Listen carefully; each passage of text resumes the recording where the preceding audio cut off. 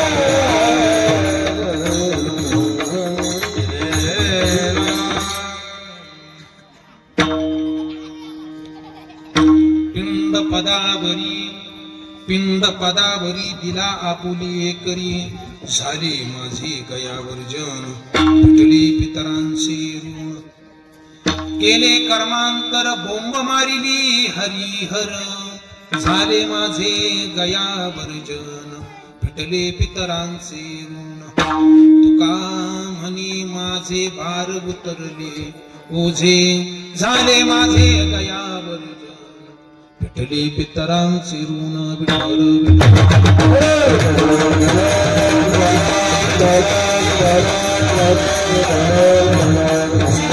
सरोजम सांद्रनिरांबुधाभं जगनलित पानी मंडनं मंडनानं तरुण तुलसी माला कंधरं कंजनेत्रं सदय धवलहासं विठ्ठलं चिंतयामि पांडुरंगा करू प्रथम नमन दुसरे चरण संतांची त्यांच्या कृपादाने कथेचा विस्तारू बाबाजी सद्गुरु दास तुका जयांचे केलिया स्मरण होय सकळ विद्येचे अधिकरण तेची वंदू श्रीचरण श्री गुरूंचे ते नमस्कारून आता ओम नमो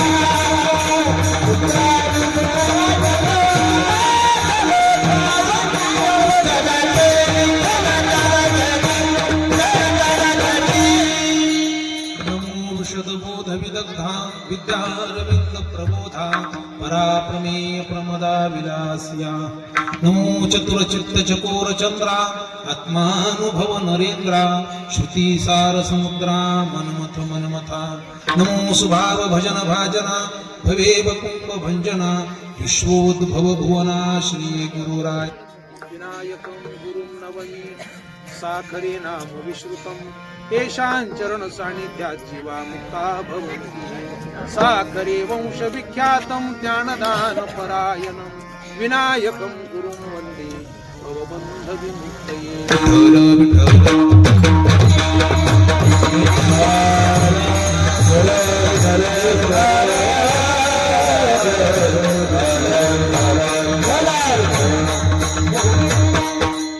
पदावरी दिला आपुलिये करी झाले माझे गयावर जेवण फिटले पितरांचे ऋण प्राप्त सेवेकरिता निवडला आपण ज्यांनी त्रैलोक्यात ख्याती केली व देहासह वैकुंठ गमन केले असे असणारे देहूचे सुप्रसिद्ध साधू संत जगद्गुरु तुकोबारायांच्या पंचम वेदरूपिका केली श्राद्धादक विधीचं विवेचन करणारा 4 चरणांचा आहे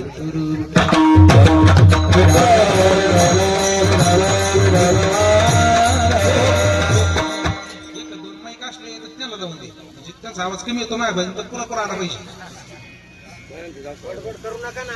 पाठीमाग बसलेला या पुढे थोडस मध्ये अंतर नका ठेवू सका पुढे तिला पाठीमाग खुर्चीवर बसली मंडळी पुढे या कीर्तनात बसण्याचे काही पद्धती कीर्तनात बसण्याचे काही नियम आहेत साधू संतांनी आम्हाला कीर्तनाच्या मर्यादा घालून दिल्या तर संतांनी आम्हाला कीर्तनाचे नियम घालून दिले कीर्तनात मांडी घालून बसावं पहिला नियम कीर्तनाचा कीर्तनात मांडी घालून बसावं कीर्तनात बसल्यानंतर बडबड करू नये कारण की कीर्तनी बाई सोनी करील जो बडबड बीड भोवली येईल जन्म तुम्हाला पुढच्या जन्माला बेड करायचं असेल तर करा बडबड कीर्तन चालू असताना मध्ये कोणी उठू नये कारण असं शास्त्र म्हणतं की कीर्तन चालू असताना सगळे जे जगातले पाप आहेत ते त्या पाप त्या काय असतात वर असे तरंगलेले असतात जो पहिला उठले का त्याच्या माथ्यावर असतात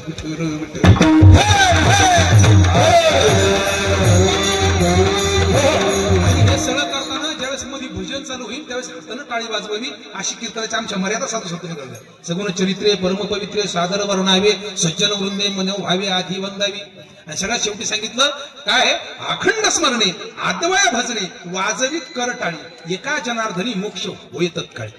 कीर्तन वाचल्यानंतर मध्ये भजन सुरू झालं की हाताने टाळी वाजवी आणि मध्ये बडबड करू नाही. विठ्ठल विठ्ठल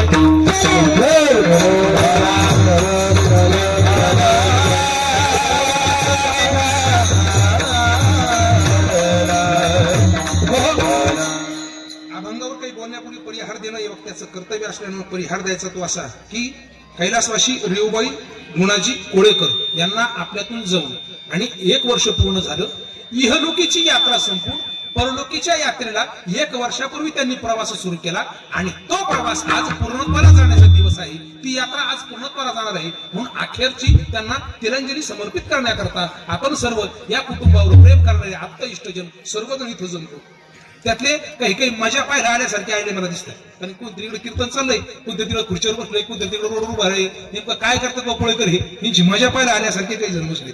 तर आपण या कार्यात सहभागी होण्याकरता आलो, आदरांजली समर्पित करण्याकरता आलो. तर मला असं वाटतं का जे आजूबाजूला आहे त्यांनी या उद्देशानं तरी कमीत कमी या मंडपात येऊन बसावं. विठ्ठल विठ्ठल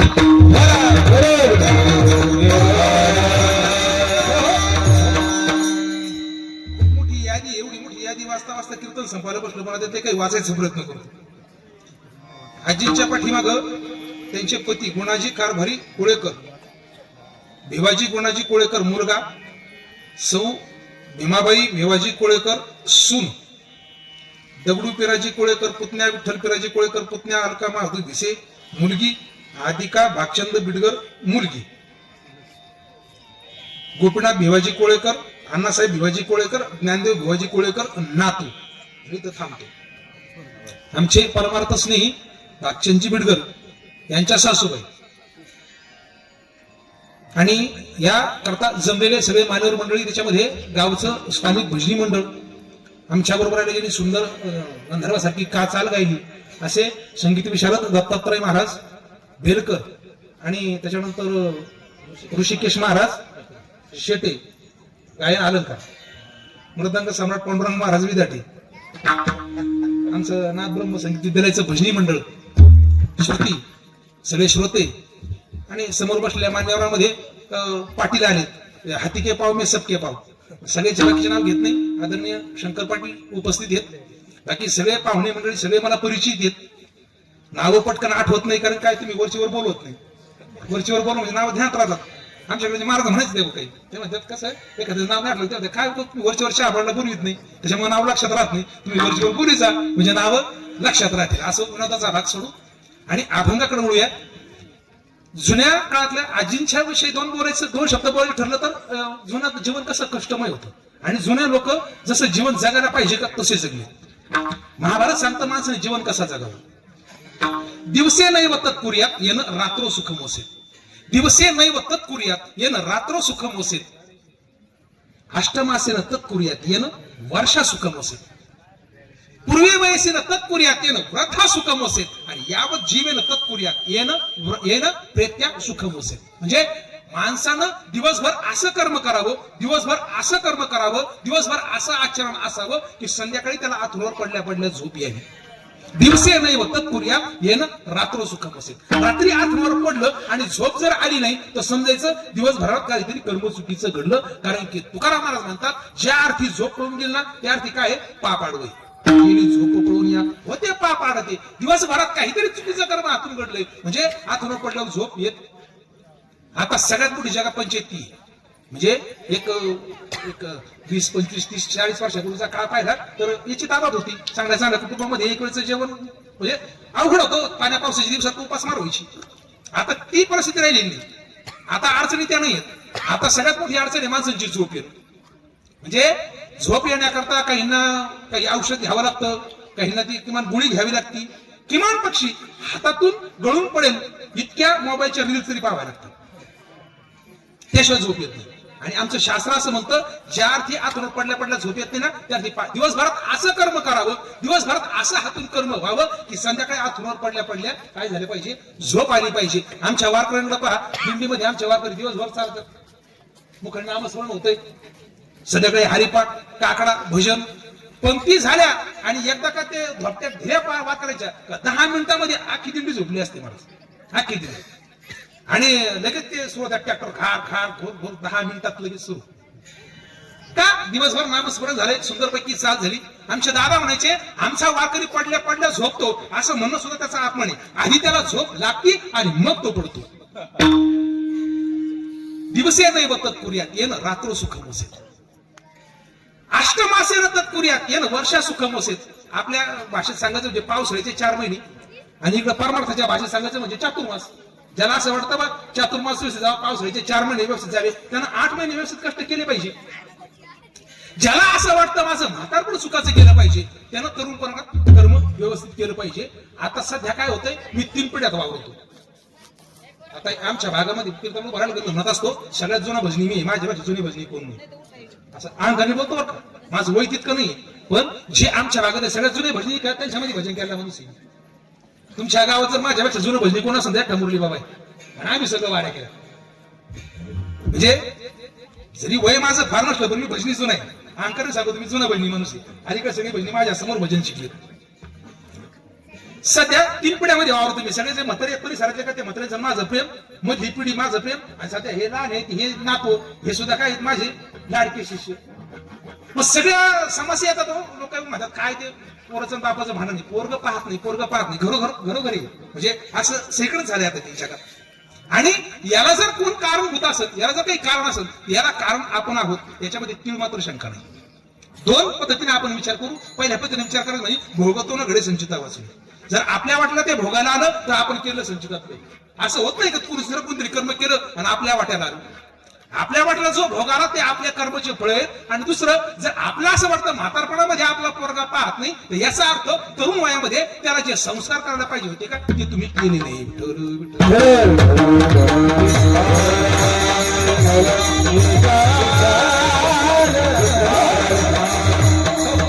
आजच्या जगामध्ये आम्ही आमच्या पुढच्या पिढी करता सगळं करून ठेवलंय. आता पुढच्या पिढीला काही कमी ठेवलेलं नाही. पुढच्या पिढी करता सगळे. आणि मी म्हणतो काही करून नाही ठेवलं ना तरी आजच्या काळामध्ये जीवन जगणं इतकं अवघड राहिलं नाही. म्हणजे माणूस घराच्या बाहेर जर पडला ना तर तो दिवसभरात 1000 रुपये कमवून घरी येईल, अशी परिस्थिती आजची आहे. इतकी परिस्थिती आता पहिल्यासारखी वाईट राहिली नाही. त्यामुळे पैसा बाकीच्या सुखसुविधा या आमच्याकडे होत होते. फक्त आम्ही कशात कमी पडलो, ह्या मधल्या कालावधीमध्ये आम्ही आमचे परिचय सुधारण्याच्या नादामध्ये पुढच्या पिढीचा विचार करता करता करता आम्ही त्यांच्या संपत्तीचा विचार केला, त्यांच्या स्थैर्याचा विचार केला, परंतु संस्काराचा विचार केला नाही. आणि त्याचे दुष्परिणाम आम्ही आज बघतो आणि याच्या 4 पट आपल्या पुढच्या पिढीला अजून भोगावे लागणार आहे.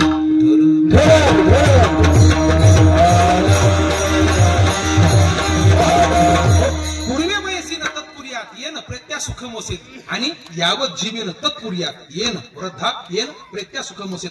ज्याला असं वाटतं का माझा मृत्यू सुंदर आला पाहिजे, त्याचं काय समग्र जीवनभराचं कर्म सुंदर झालं पाहिजे. अशाप्रमाणे जुने लोक जगत होते. आणि आजीने असं त्यांचं जीवन त्यांच्या काळात व्यतीत केलं.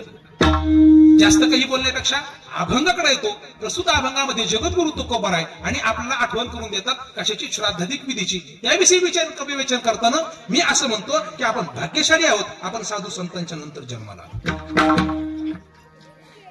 मनुष्य जन्माला आला की तो येताना 3 प्रकारचं कर्ज घेऊन जन्माला येतो. मनुष्य जन्माला आला, हा नरदेह आपल्याला मिळाला की आपलं 3 प्रकारचं कर्ज आहे ते आपल्या या जीवनात फेडायचंय. मनुष्य जन्माला 3 प्रकारचं ऋण आहे. त्या 3 प्रकारच्या ऋणामध्ये पहिलं जे ऋण आहे हा नरदेह आम्हाला ज्या भगवंतानं दिला त्या भगवंताचं पहिलं आमच्यावर काय आहे, ऋण आहे. त्या ऋणातून आपल्याला काय काय व्हायचंय, उतराई व्हायचंय. त्याच्यानंतर दुसरं ऋण आमच्यावर आहे ते आमच्या गुरुजनांचे, ज्यांनी ज्यांनी आम्हाला या जीवनामध्ये ज्ञानदान केलं, ज्यांनी ज्यांनी आम्हाला जीवन जगवायची आमच्या उद्धाराचं आणि ज्ञान आम्ही ज्यांच्याकडून प्राप्त केलं, त्या साधू संतांचं, त्या गुरूंचं आपल्यावर काय आहे, दुसरं ऋण आहे. आपल्याला त्यातून पण उतराई व्हायचे.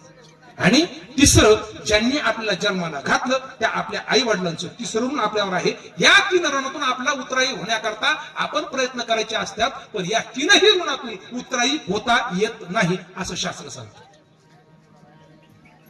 भगवंताच्या ऋणातून उतराई होता येत नाही. आपण काय केलं म्हणजे भगवंताच्या ऋणातून उतराई काही करून होत नाही. पण काय केलं पाहिजे, अखंड जीवन त्या भगवंताचं नामस्मरण करत राहणं.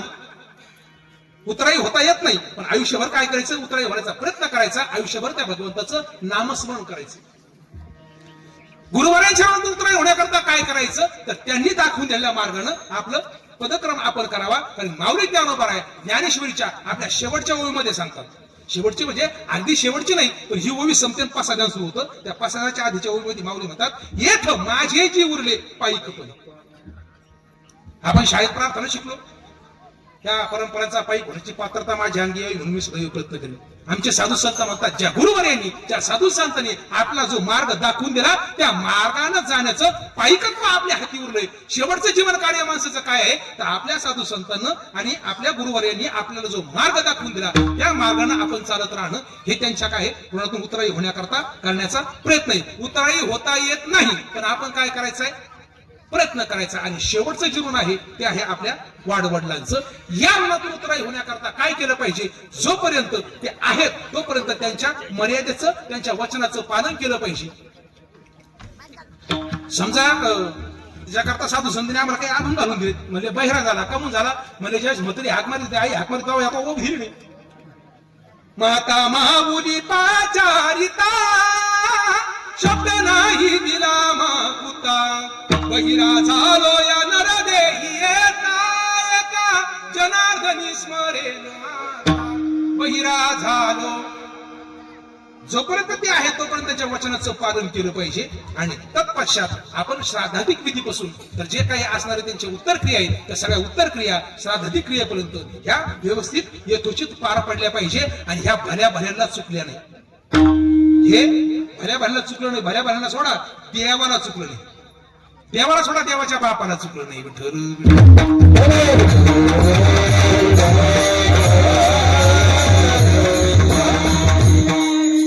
एकच उदाहरण सांगतो थांबतो. प्रभू रामचंद्र साक्षात भगवंत इकडे ज्यावेळी दशरथ राजे गेले त्यावेळेस प्रभू रामचंद्र आणि चित्रकूट पर्वतावर कुठेतरी होते.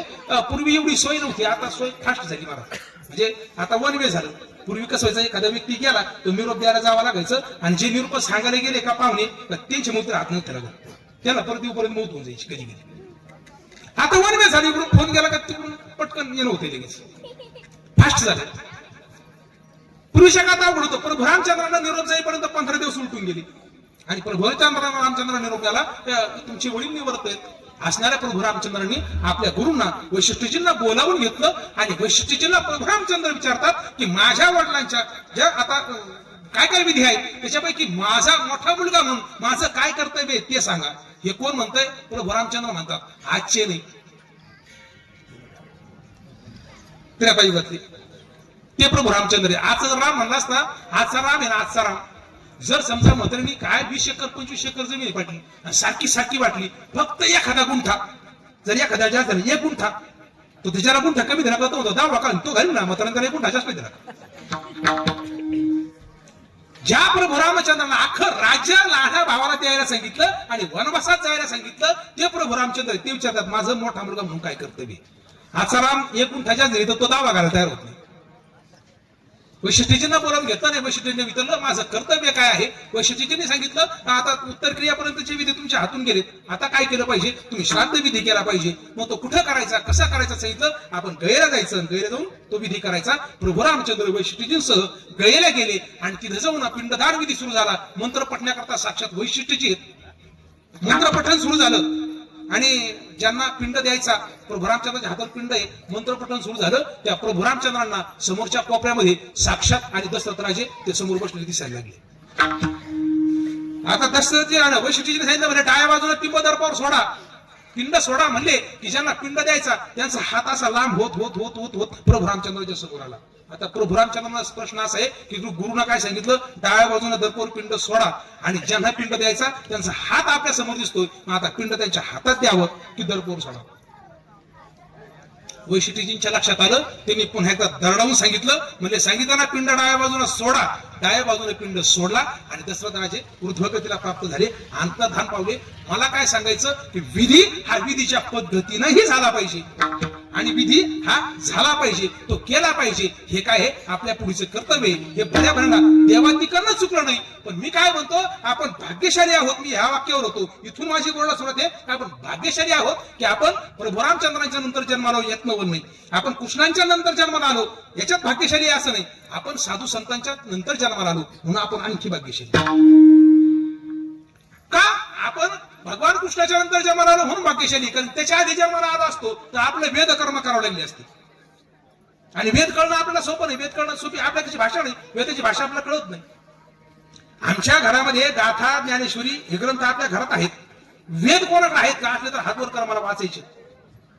आमच्याकडे वेद आहेत का? सगळे आपण वाटकरी माणसं तरी आपल्याकडे वेद नाही का? ते आपल्या अभ्यासण्याची गोष्ट नाही. वेद असे अभ्यासता येत नाही. जर असते तर आपल्याकडे असते ते वेद. आम्हाला अभ्यासाचे ठरले तर आम्हाला ते उपनिषदाच्या माध्यमातून अभ्यासावे लागतात. कारण की वेदांच्या उपनिषदामध्ये म्हणजे वेदाचे जे 4 अंग आहे त्यातला जो अंतिम भाग आहे ज्याला आपण वेदांत म्हणतो ते उपनिषद. त्याच्या माध्यमातून आपल्याला वेद अभ्यासावे लागतात. डायरेक्ट वेद अभ्यासाचा आपला अधिकरण आहे. माऊली ज्ञानोबा म्हणतात वेद कसे आहेत म्हणले? ज्ञानाच्या बाबतीत श्रीमंत आहे. गावातला सगळ्यात श्रीमंत व्यक्ती असावा. गावातला सगळ्यात श्रीमंत व्यक्ती काही कमी नाही. एक पोरगा कुठं म्हणजे फॅक्टरी कुठं पुण्या मुंबईला बाहेर, एक मोठा अधिकारी, एक गावचा सरपंच, एकाचा मोठा व्यापार, असं सगळं ओतपोत, सगळं संपन्न. परंतु जर गावातल्या सत्ताच्या मंडळी जर वर्गणी मागायला गेले तर 51 रुपयाची पावती फाडीची जीवर येते. त्याला काय म्हणायचं? याला शासनाने म्हणलं कृपण. माऊली ज्ञानोबा वेदांना कृपण म्हणतात.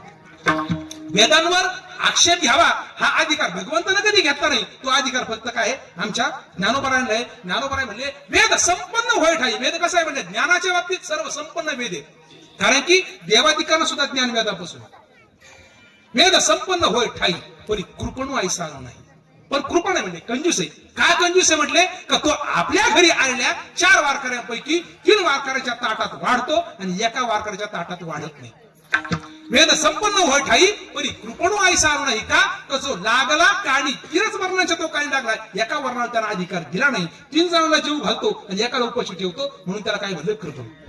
आणि ते वेदाचं उन्नपण फोडण्याकरता भगवंतांना अवतार घेतला आणि ते असणारे वेद आमच्यापर्यंत आणून पोहोचवले. हे माऊली ज्ञानोबा सांगतात. कशाच्या माध्यमातून?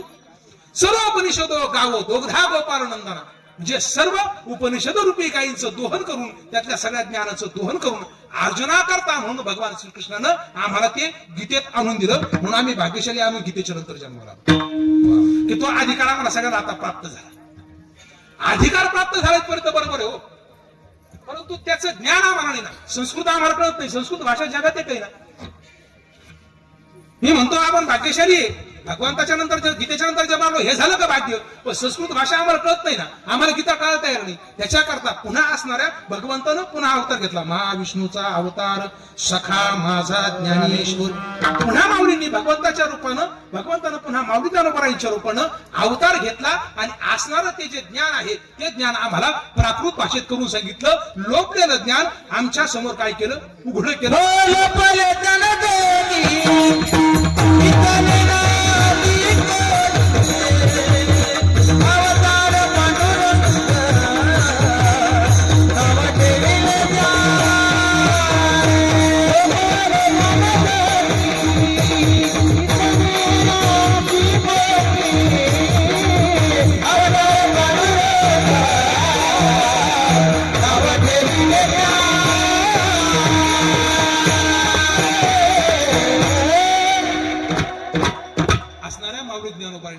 पुन्हा आमच्यापर्यंत आणून लोकले ज्ञान जगी हित नेन ती कोणी. अवतार पांडुरंग साक्षात पांडुरंगानं माऊलींच्या रूपाने अवतार घेऊन काय केलं? ते ज्ञान आपल्यापर्यंत आणून पोहोचवलं. म्हणून आम्ही काय आहोत?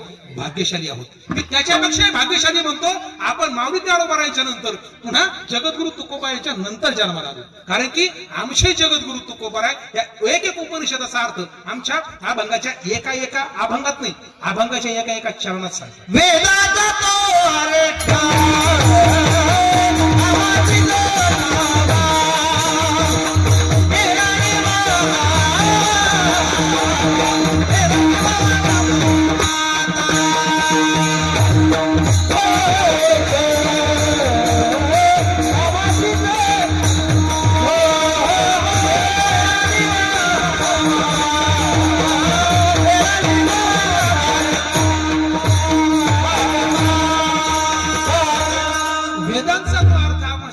जगद्गुरु तुकोबाराय आपल्या एक उपनिषदाचा अर्थ आपल्या एका अभंगाच्या एका चरणात सांगतात.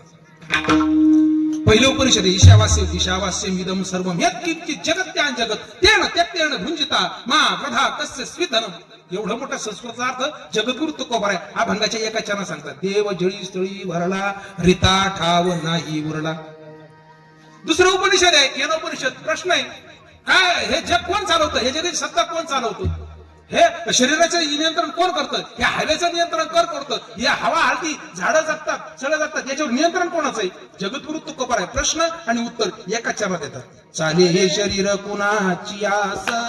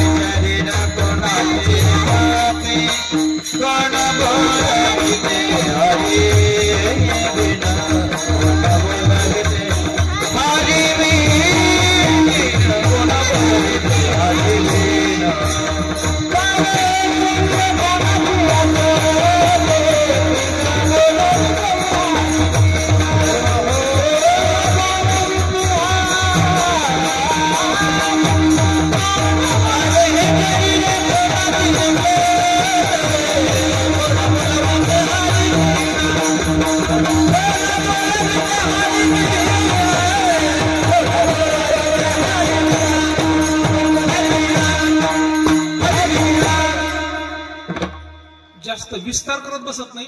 जगद्गुरु तुकोबार एक एक उपनिषद अर्थ आमच्या एक एक अभंगात सांगतात. आणि आमच्या करता सगळ्यात सोपं, कारण की काय आहे, जगात अनेक मार्ग आहेत, उद्धाराचे मार्ग अनेक आहेत. त्याच्यापैकी कलियुगातला सगळ्यात मोठा मार्ग सांगितला तो म्हणजे काय सांगितला मार्ग कलियुगामध्ये दान हा सगळ्यात मोठा गुणधर्म भागवताने सांगितला. कारण भागवतामध्ये आलेलं उदाहरण असं आहे की परीक्षिती राजा आपल्या प्रजेत फिरत होता. त्याने एक प्रसंग पाहिला की एक बैल आहे आणि त्या बैलाला एक काळा भिन्न पुरुष येतो, बैलाला धाड धाड धाड धाड मारतोय, धोपडतोय, आणि तो बैल एकाच पायावर उभा आहे. त्या परीक्षितीने त्या समोर जाऊन त्या पुरुषाला विचारलं, त्यावेळेस त्याला मिळालं उत्तर असं आहे की तो जो पुरुष आहे तो कली आहे आणि तो जो बैल आहे तो धर्म, आणि तो एकाच पायावर उभा आहे. तो पाय आहे दानाचा. कलियुगम दानम एकम. कलियुगात दान हे एकमेव साधन उरलंय की जे आपल्याला उद्धाराला सोपं आहे. असं असणारं साधन दान आपल्याकरता सोपं आहे का? कारण की दान करायचं म्हणलं तर आपल्याकडे पाहिजे ना. इथं आपणच एवढे भिकारी आहेत, ज्यांच्याकडे कोट्यवधीच्या प्रॉपर्टी आहेत त्यांचे कोट्यवधीचे भ्रष्टाचार आहेत. म्हणजे त्या भ्रष्टाचाराच्या आकड्यावर नेमकं कितीवर किती शून्य द्यावा हे आपल्या गणित कळत नाही. इतके लोक भिकारी झालेत. दान कोणी द्यायचं? दान देण्याकरता पहिलं काय पाहिजे? धन पाहिजे. आणि समजा एवढं कोणी एखादा धनिक आहे, ते दान द्यायचं ठरवतं, काय दान द्यावं? धनदान दिलं जातं, अन्नदान दिलं जातं, वस्त्रदान दिलं जातं, ज्ञानदान दिलं जातं.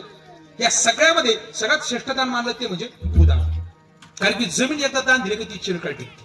बाकीचं दान हे संपणार आहे, त्याला टाइम डिके, वेळेचं बंधन आहे, त्याला ते वेळेत संपतं. वेळेनंतर धन हे वेळेनंतर संपणार आहे, अन्न वेळेनंतर संपणार आहे. आता खाल्लं म्हणजे संध्याकाळी भूक लागणार नाही असं नाही. आता कितीही खाल्लं संध्याकाळी पुन्हा भूक लागणार आहे. जमीन मात्र ही कायमस्वरूपी टिकती. म्हणून जमीन दान हे मोठं दान म्हणलं शास्त्रानं. कारण त्या बळीराजानं भगवंताला फक्त 3 पग भूमी दान दिली, फक्त 3 पावलं. तर स्वतः भगवंत त्याचे काय झाले? द्वारपाळ झाले. स्वतः त्याची सेवा भगवंत करू लागली. म्हणून भूदान हे सगळ्यात श्रेष्ठ दान म्हणलं. मग समजा आता कल्पना करा, आजच्या काळात एखादी ठरवलं बाबा म्हणे चला चित्रकार सगळं देऊ आपण संस्थेला एखादा गुंठा. एकराची भाषा आजच्या काळात काय कोणी करू शकत नाही. समजा असलाच एखादा एकरावर जाईल बुवा, 100 एकर 200 एकर. जगद्गुरु तुकोबार एखादा देश कोणी दान नाही, देश नाही देऊ शकत कोणी. आजच्या काळात तुम्ही संपत्ती कोणाकडे नाही. त्याच्या पुढे जाऊन महाराज म्हणले अख्खी पृथ्वी आहे ना, पृथ्वीवरची जमीन किती आहे? पृथ्वीवर जेवढी जमीन आहे का त्याच्या 3 पट अजून पाणी म्हणजे समुद्र आहे. त्या समुद्रासह जी पृथ्वी, समुद्र वलयांकित पृथ्वीचे दान करिता समान नये ना.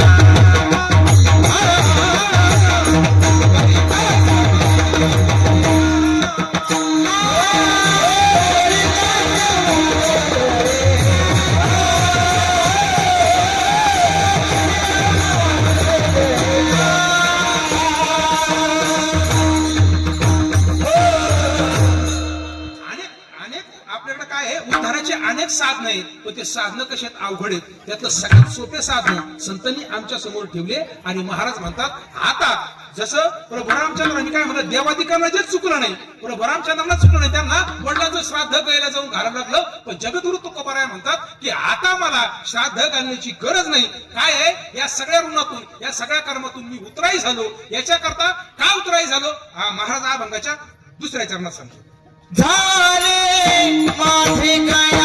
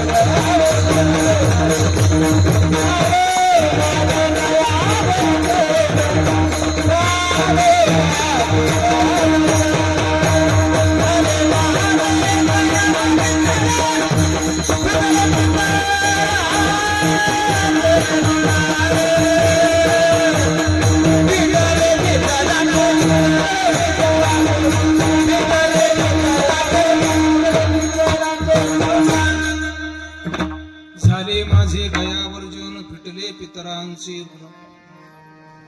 काही सुज्ञ माणसं बसलेले आहेत, म्हणजे महाराज असं कसं होतं म्हणतात, देवादिकांना जे चुकलं नाही आणि तू म्हणता आता मला काय गैर द्यायची गरज नाही. याच्याकरता तुम्ही असा उपाय कोणता केला, तो उपाय सांगताना जगद्गुरु तुकोबाराय सांगतात. जसं मी आता सांगितलं, जगामध्ये सध्या दान हा उद्धाराचा मोठा मार्ग आहे, पण त्या दानाचा मार्ग सगळ्यांना शक्य नाही. त्याच्याकरता सोपा मार्ग जगद्गुरु तुकोबाराय सांगितला. म्हणजे काय, समुद्र वलयांकित पृथ्वीचे दान करिता समान नाही नाम. जरी ती दान केली तरी ती नामाच्या तुलनेत काय आहे, कमी आहे. म्हणजे नाम काय आहे त्याच्यापेक्षाही असणार काही श्रेष्ठ आहे. चला पुढं, म्हणजे ज्ञान मार्ग, वेद असेल, शास्त्र असेल, सगळी शास्त्रे करिता पठन वेद, ते एका नामाच्या तुलनेत काय आहे, कमी आहे. प्रयागादी तीर्थ, प्रयाग तीर्थ, काशी तीर्थ, तुम्ही तीर्थयात्रा केली, या सगळ्यापेक्षा काय आहे, नाम श्रेष्ठ आहे. म्हणजे इथपर्यंत बरोबर आहे, पण कर्माचं काय, कारण की जोपर्यंत हा शरीर आहे तोपर्यंत कर्माचा त्याग होत नाही असं शास्त्र म्हणतो. म्हणजे एखादा कर्म म्हणलं का त्याला फळ आहे. पहिली गोष्ट, कर्म म्हणलं की त्याला फळ आहे. आपण जे कर्म केलं ते आपल्याला भोगावं लागतं. केले कर्म त्याची भोगा आली, किंवा आपण जे पाठीमाग केलं कर्म आहे ते आपल्याला आता फेड नाही, आणि आता जे करतो ते पुन्हा भोगायला जन्माला ये नाही. म्हणजे कर्म हे आपल्याला चुकत नाही. या कर्माचं करायचं काय, तर त्याच्याकरता तुकाराम महाराज उपाय सांगतात. म्हणजे त्याच्याकरता एक उपाय काय, त्याच्याकरता उपाय सुद्धा कर्मच नाही. कसं की समजा एखाद्या माणसाला जर समजा सर्प चावला, तर आपण काय करतो, त्याला त्या सर्पाच्या भागात घाई घेऊन जातो, आणि ते गेल्यानंतर ते लोक म्हणतात कोणता साप चावला नेमको. काही लोक आता साप मारून सगळं. जे साप चालला तर माणसं मरत नाही, साप मरतो आधी. दिवस वाईट आहेत मोठी. त्या सापाला नेलं जातं आणि त्या सापाचं परीक्षण करून मग त्याला इंजेक्शन दिलं जातं. का की त्याच जातीच्या सापाचं विष पुन्हा त्याला दिलं जातं आणि त्यानं तो वाचतो. याच्यात काय आहे, अगदी त्या माणसाला ज्याला सर्प चावलाय तो सर्प चावल्याने एकदा मारला पाहिजे, पुन्हा त्या जातीच्या सापाचं विष इंजेक्शनद्वारे त्याच्या शरीरात सोडलं तो दुसऱ्यांदा मारला पाहिजे का नाही. मग तो मरत नाही. जसं त्या कुत्रा चावल्यानंतर ते इंजेक्शन दिले जातात. ते इंजेक्शन कशावर बनले, त्या कुत्र्याच्या राळीपासूनच बनलेले. तसं माऊली ज्ञानोबा गीतेत सांगतात, या कर्मातून जर तुम्हाला कर्मातून जर मुक्त व्हायचं असेल तर याच्याकरता उपाय काय आहे, काय उपाय म्हणजे कर्मच आहे. कसं, जैसे कर्म बद्धता जेने सोडविले पंडू सुता, जैसी रसरीती मारिता राखीला विषो. एखाद्याचं विष उतरवण्याकरता त्याच जातीचं तेच विष त्याला पुन्हा द्यावं लागतं, त्या विषांताचं विष उतरतं. तसं या कर्मपाशातून जर मुक्त व्हायचं असेल तर त्याच्याकरता कर्मच करायला लागतं. कारण की कर्माशिवाय आपण क्षणभर राहू शकत नाही. एखादा मला काय नाही आम्ही कर्म करणार नाही असं होत नाही. एखाद्या विचारला रिटायर झाले म्हणजे आता काय करता, म्हणजे आता स्वस्त बसून असतो. स्वस्त बसणं हे कर्मच आहे. बसणं ही क्रिया आहे की नाही, म्हणजे कर्मच झालं. कमीत कमी श्वासोश्वास माणूस घेतो ना. ज्या कर्मापासून या शरीराची उत्पत्ती आहे, जोपर्यंत माऊली ज्ञानोबा म्हणतात, जोवर संघ होय प्रकृतीचा, जोपर्यंत प्रकृतीचा संघ आहे, जोपर्यंत शरीराचा संघ आहे, तोपर्यंत कर्माचा त्याग घडू शकत नाही. तो जर तुम्ही म्हणले करू तर तो आग्रहची उरी, तो काय आहे फक्त तुमचा आग्रह उरेल असं होत नाही. त्याच्याकरता माऊली ज्ञानोबाने 4-5 उदाहरणं दिली. म्हणले एखाद्यानं अग्नीमध्ये उभा राहावं आणि त्यानं म्हणावं मी अजिबात अग्नी बसून चटका बसून घेणार नाही, हे त्याचं म्हणणं जितकं मूर्खपणाचं आहे तितकंच मी कर्म करणार नाही हे कोणाचं म्हणणं काय चुकीचं आहे. कारण की कर्म हे कायम होतच राहतं, ते आपोआप घडतं, झोपेत सुद्धा घडतं. झोपेत सुद्धा कर्म चालू नाही. झोपेमध्ये स्वप्न पाहतो हे कर्म नाही का. डोक्याखाली उशी घेतो, रात्री पाहत होती ती पाय खाली होती, ही काय म्हणजे उशी फिरली का डोकं फिरलं का पाय फिरलं हे त्याला कळून, हे कर्म नाही आहेत का. त्या झोपेमध्ये म्हणून पण आठवतो हे काय कर्म नाही का. एवढा घोरतो की इकडच्या करायचा त्या आवाज ऐकून तिकडच्या करायचा उठवतो. स्वप्न पाहणं हे कर्म नाही का. झोपेत सुद्धा माणूस स्वप्न पाहतो हे कर्मच आहे ना. त्याच्याकरता नाथ महाराजांनी 2 उदाहरणं दिली भागवतामध्ये, एक राजाचं आणि एक राणीचं. म्हणले राजा निजोनी सुमन शय्येवरती राजा झोपला पंचपक्वानाचं भोजन करून.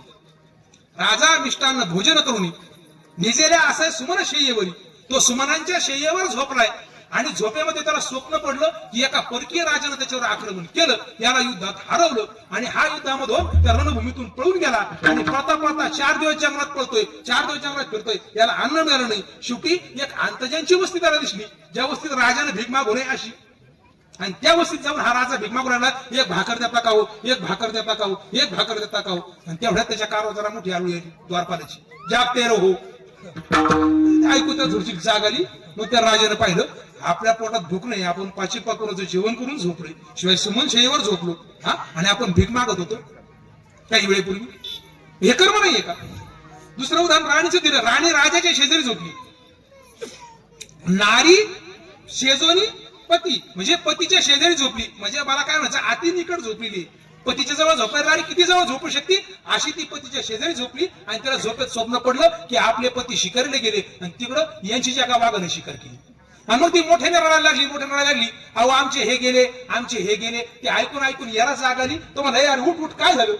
मग ती त्याला सांगू लागली, अहो मी विधवा झाले. हे कोणाला सांगते ती, आपल्या पतीला सांगते की मी विधवा. हे कर्म नाही का. म्हणजे मला काय सांगायचं, कर्म ही गोष्ट अशी आहे की ती अविरत चालू आहे. कर्माचा त्याग आपल्याकडून होत नाही. मग कर्माचा त्याग होतच नसेल तर तो करायला संतांनी सांगितलं नाही. काय सांगितलं, फक्त कर्म करण्याची पद्धती बदलायची सांगितली, रीत बदलायची सांगितली. आम्ही कर्म करतो ना, आमची पद्धत चुकीची आहे. साधू संत आमच्या कर्माची पद्धत बदलतात, रीत बदलतात. एखादं उदाहरण देऊ जातो म्हणजे मला काय म्हणायचं स्पष्ट होईल. कुठलं क्षेत्र असो त्या क्षेत्रामध्ये आपलं प्रावीण्य टिकवण्याकरता प्रत्येकाला मेहनत घ्यायला लागते. मेहनत समजा आता आमचे तर तुम्हाला गायक आहे, मग ते टिकवण्याकरता सगळी पाठ उठलं पाहिजे, रोम नीम रीम टीम केलं पाहिजे. इकडे पांडू महाराज नाही सगळे उठून काय केलं तिकडं काय केलं करताय का केलं पाहिजे. पहिलवान आहे त्याने आपली टिकवण्याकरता रोज सगळे उठलं पाहिजे, जोर पाय ठका मारल्या पाहिजे, व्यायाम केला पाहिजे. तसं करणं महाभारतातलं करणं हा मोठा धनुर्धर योद्धा होता. आपली विद्या टिकवण्याकरता सराव केला पाहिजे म्हणून एक दिवस दुपारचं जेवण झाल्यानंतर त्यानं काही शस्त्रास्त्र बरोबर घेतले, एक रथ काढला आणि एका टेकडावर जंगलात मध्ये एक मोठं टेकड पाहिलं, त्या टेकडीवर त्यानं तो आपला सराव सुरू केला. एक असं निंगूरची सारखं एक लक्ष ठेवलं आणि ते लक्ष भेदण्याकरता हा जरा अंतरावर जाऊन उभा राहिला आणि तिथून त्या लक्षाला भेदण्याकरता त्यानं तो निशाणा साधला, पण ते लक्ष आपल्या टप्प्यात येत नाहीये म्हणून जरा आणखी पाठीमागे सरकला. अजून पण लक्ष टप्प्यात येत नाही, अजून थोडा मागे सरकला. आता त्याच्याबरोबर जो सेवक होता त्याच्या हे लक्षात आलं का आपल्या महाराजांची या लक्ष भेदण्याकरता जी चालली पुच्छ प्रगती आहे, पुच्छ प्रगतीची पाठीमागची प्रगती ही जर अजून जरा काय व्हायचं राहिली तर काय होईल, हे काय होतील पाठीमाग खोल दरी आहे त्या दरीत पडतील, हे लक्ष भेदण्याऐवजी यांचं लक्ष भेद होईल. काय करावं त्याला कळलं, त्याला त्याने विचार करा म्हणजे आता याला आवाज द्यावा, हे आपल्यापासून लाभ आहे. आणि ज्यावेळी शास्त्र असं सांगतं ज्यावेळी आपले इंद्रिय एखाद्या ठिकाणी चित्तवृत्ती स्थिर झाली असते त्यास बाह्य इंद्रिय काम करत नाही. एखादा जर टीव्ही पाहण्याचं लय मग नाटलं घरचं पोरग घरचे किती 4 हाका मारता होऊ देत नाही, का म्हणून त्याचं चित्त कुठे एका ठिकाणी स्थिर झालेले. रस्त्याने कोणी चाललं एखादा हाक मारतो म्हणतो काय राव आम्ही तुम्हाला काल चौकात हाक मारतो तुम्ही होऊ दिले नाही, तो नाही जरा मी गणगणित होतो. एकदा चित्तवृत्ती एखाद्या ठिकाणी स्थिर असल्या की बाह्य इंद्रिय काम करत नाही, त्याच्यामुळे त्याला विचार करा आता यांचं पूर्ण लक्ष तिथं तात्यात एका ठिकाणी स्थिर झालंय, आता आपण आवाज द्याला तरी यांना ऐकायला जाणार नाही, मग काय करावं. त्यानं विचार केला आणि त्याला जी सोपी आयडिया सापडली, त्यानं काय केलं धावत पळत गेला ती निंगुरची पाडून दिली. थांबले आणि काय मूर्ख आहे म्हणलं, आता मी ते उडवणार होतो, माझ्या ते लक्षात आलं होतं, लक्ष माझ्या टप्प्यात आलं होतं, आता मी ते भेदणार होतो आणि तू ते पाडून दिलं. तो म्हणला महाराज या लक्ष्याच्या नेटानं याच्या नादानं तुमची जी पुच्छ प्रगती चालू होती ती जर अशीच चालू राहिली असती तर हे लक्ष भेदण्याऐवजी तुमचा लक्ष भेद झाला असता. मला जो उपाय सोपा वाटला तो मी केला, कारण त्याला बक्षीस दिला असेल काय झालं असेल पुढचा भाग सोडा. पण आपल्या जीवनामध्ये सुद्धा आम्ही जे कर्म करतो आमच्या पुढे जे लक्ष आहे प्रपंच ते लक्ष काय करतं, आम्हाला आपल्याकडे आकृष्टित करून घेतं आणि हळूहळू आम्हाला काय करतं पाठीमागं ढकलतं. संत काय करतात आमच्या जीवनात येऊन असणारं ते लक्ष आमच्या पुढचं बदलतं. आमच्या जीवनामध्ये संतांचं स्थान काय आहे तर ते आमच्या समोरचं असणारं लक्ष बदलतात. म्हणून जगद्गुरु तुकोबराय म्हणतात कर्म ते करावंच लागतं, कर्म केलंच पाहिजे, फक्त काय करा त्या कर्माची दिशा बदला. मी काय केलं, माझ्या कर्माची दिशा बदलली. मी असं कर्म केलं की ज्या कर्मानं माझ्या काय आहे सगळ्या असणाऱ्या कर्मबंधनाचा, सगळ्या माझ्यावर आठलेल्या गाठोड्याचा, माझ्या वाढवाडण्याच्या ऋणाचा आखा बोजा त्याच्यातून उतरण्याकरता मी असं कर्म केलं. कसं कर्म केलं म्हणले, ते कर्म जगद्गुरु तुकोबराय अभंगाच्या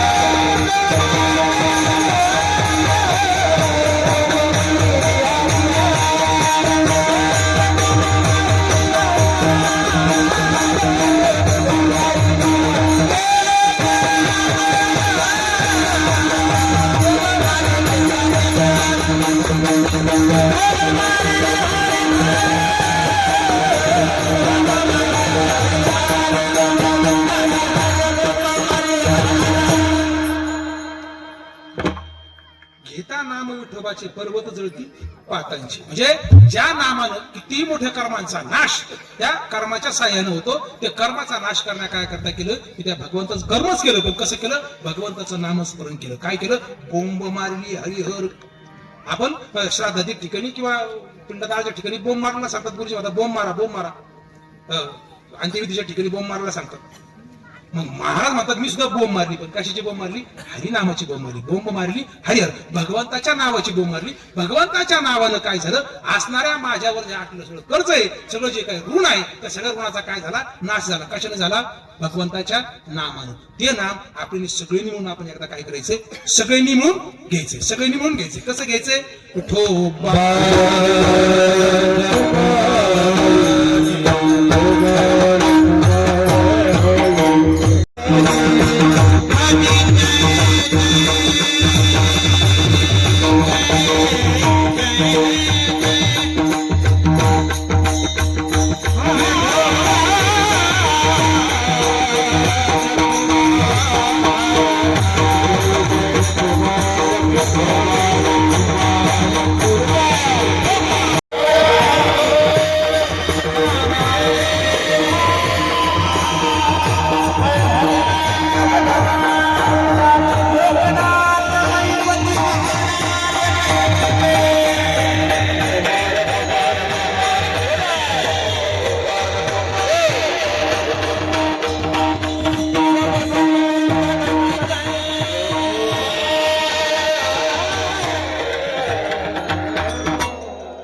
नाही ते साधे सोपे उपाय आमच्या संतांनी आमच्यापर्यंत आणून दिले. आम्ही भाग्यशाली आहोत की आम्ही ज्ञानोबा तुकोबांच्या नंतर जन्माला आलो. कारण की आधी जन्माला आला असतो तर आपल्या पुढं एवढ्या सगळ्या अवघड समस्या होत्या. या सगळ्यातून आणि सगळ्यात सोपा मार्ग आम्हाला आमच्या जोगा आम्हाला करता येण्यासारखा आमच्या कामामध्ये करता येण्यासारखा. कारण की बाकीचं जर काही ठरलं समजा तू म्हणले काय करायचं ज्ञान संपादन करायचं त्याच्याकरता काय पाहिजे मलविक्षेप आरोहण दोष घालले पाहिजे. ज्ञान संपन्न होण्याकरता अधिकारी विषय प्रयोजन साधनच्या दृष्ट्या संपन्न झालं पाहिजे. अनेक भानगडी तिथं आपण पाहिलं दान मार्ग त्याच्याकरता पहिलं स्वतः धनिक पाहिजे. म्हणजे प्रत्येक मार्ग हे आमच्याकरता कसे अवघड आहे. शास्त्रातले मार्ग सगळे आमच्याकरता अवघड आहे. आमच्याकरता सगळ्यात सोपा साधा आम्हाला करता येण्याजोगा मार्ग संतांनी आम्हाला आणून दिला आणि आमच्याकरता आमचं असणारं जीवन सोपं आणि साधं केलं. या संतांचे आपल्यावर काय आहे अनंत उपकार आहे. त्या संतांचं सुद्धा आपण काय केलं पाहिजे एकदा भजन केलं पाहिजे. कसं ज्ञानेश्वर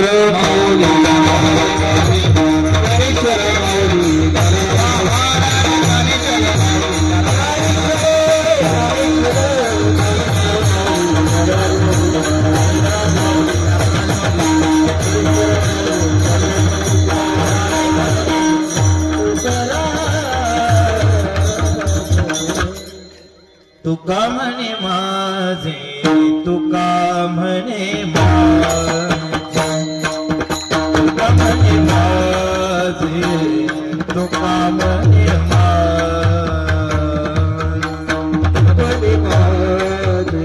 तुका म्हणे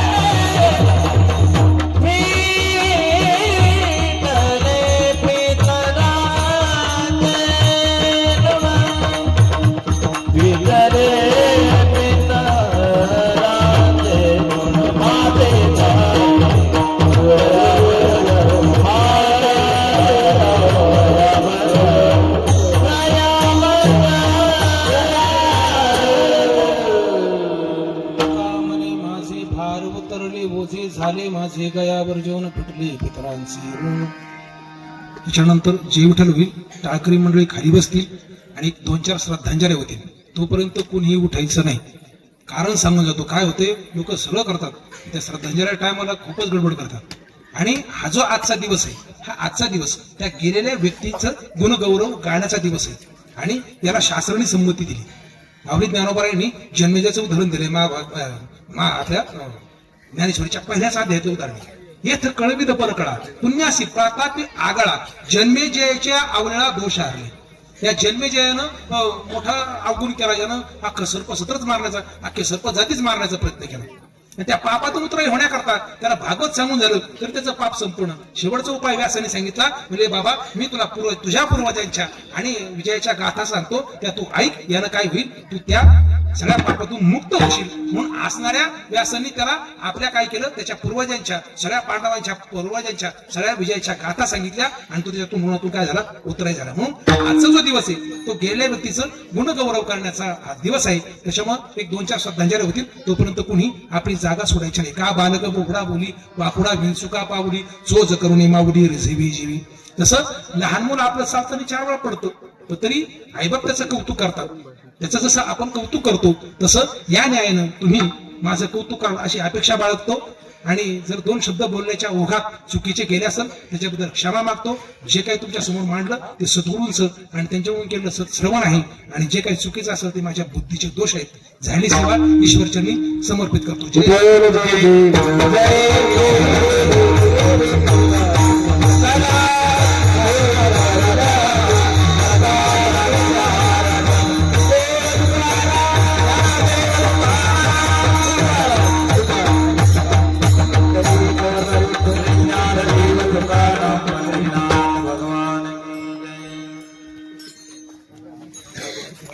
स्वाशी रेवबाई गुणाजी कोळेकर यांच्या प्रथम पुण्यस्मरणानिमित्त उपस्थित सर्व आप्तेष्ट नातेवाईक मित्रपरिवार, आज या वर्षश्राद्धानिमित्ताने आपले परमस्नेही हरिभक्तपरायण चितळकर महाराज यांनी अतिशय सुंदर कर्माचा सिद्धांत या ठिकाणी आपल्यासमोर मांडलेला आहे.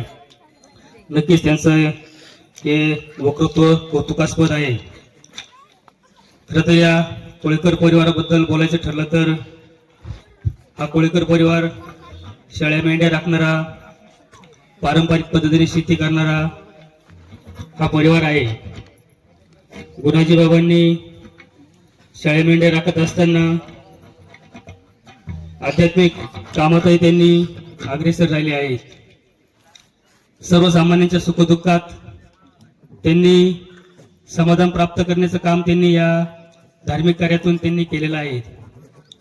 त्यांच्या पश्चात नातू आज आप्पासाहेब असेल, तो प्रगतशील शेतकरी आहे. गोपा शेळ्या मेंढ्या राखण्याचं काम करतो आणि लहान ज्ञानदेव आज महाराष्ट्र पोलीस दलामध्ये उच्च पदस्थ पोलीस उपनिरीक्षक पदावर कार्यरत आहे. असा हा पारंपरिक शेळ्या मेंढ्या वळणारा परिवार आज सुसंस्कृत परिवार झालेला आहे. याचं आज आपल्याला नवल वाटल्याशिवाय राहणार नाही. असं या परिवाराच्या एक मातृत्वतुल्य व्यक्तिमत्व रेवबाईंच्या जाण्याने त्या परिवाराला दुःख आहे, हे साहजिकच आहे. या दुःखात आपण सर्वजण सहभागी झालोत. त्या निमित्ताने काही प्रातिनिधिक स्वरूपामध्ये आपण या ठिकाणी श्रद्धांजली घेणार आहोत. सहकार महर्षी भाऊसाहेब थोरात सहकारी साखर कारखान्याचे यंग डायनेमिक डायरेक्टर इंद्रजित भाऊ ठेमनर यांना मी विनंती करतो की आपण श्रद्धांजली आपली शब्दांकित करावी.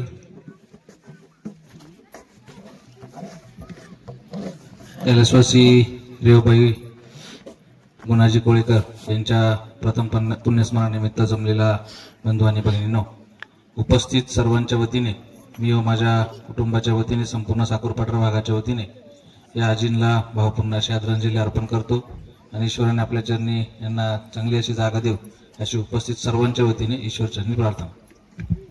धन्यवाद. यानंतर ॲडव्होकेट लक्ष्मणराव खेमनर साहेब यांनाही विनंती आहे की आपण श्रद्धांजली शब्दांकित करावी.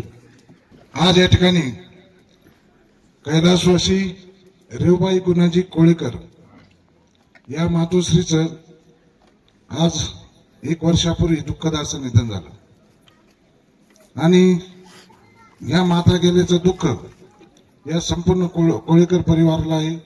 आपण सर्व पाहुणे मंडळीला आहे. खरं तर या कुटुंबाचा इतिहास म्हणजे शेतीमधून शेतीचा व्यवसाय केला, त्याप्रमाणे मेंढपाळाचा व्यवसाय. आप्पाजी कोळेकर असतील ते आमच्या ओझर गावात कायम मेंढे घेऊन येतात, त्याच्यामुळे त्यांचा परिचय संपूर्ण ओझर गावामध्ये. आणि त्याचप्रमाणे PSI आहेत ज्ञानदेव पाटील कोळेकर, त्यांचे बंधू आहेत शेतकरी कुटुंबातील. तर या मातेनं या सर्व कुटुंबाला कष्ट करून शिक्षण दिलं आणि आज प्रगतीपथावर पाठवलं. खरोखर धन्य ती माता. आणि आज त्यांच्या वर्षानिमित्त या ठिकाणी मी आमच्या ओझर बुद्रुक गावच्या वतीनं, त्याचप्रमाणे अमृतवाहिनी बँकेचे सर्व संचालक सभासद यांच्या वतीनं आणि या राज्याचे माजी महसूल मंत्री आदरणीय बाळासाहेब थोरात यांच्या वतीनं भावपूर्ण श्रद्धांजली अर्पण. कृषी उत्पन्न बाजार समिती संघटनेचे सभापती आदरणीय शंकरराव पाटील खेमनर साहेब यांना विनंती आहे की आपण श्रद्धांजली शब्दांकित करावी.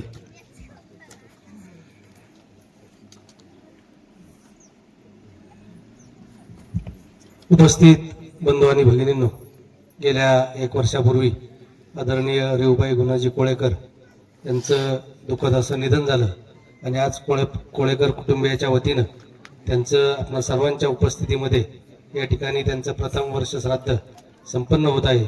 मी सर्व उपस्थितांच्या वतीनं त्यांना भावपूर्ण अशी श्रद्धांजली अर्पण. आपतिष्ट नातेवाईक मित्र परिवार आणि पुण्यश्लोक आयलादी होळकर प्रतिष्ठान डिग्रजच्या वतीनं या आजींना मी भावपूर्ण अशी श्रद्धांजली अर्पण करतो आणि थांबतो. रामकृष्ण हरी. सर्व पाहुणे मंडळींना विनंती आहे की आपण जेवणासाठी पंक्ती धरून घ्यावा. रामकृष्ण हरी.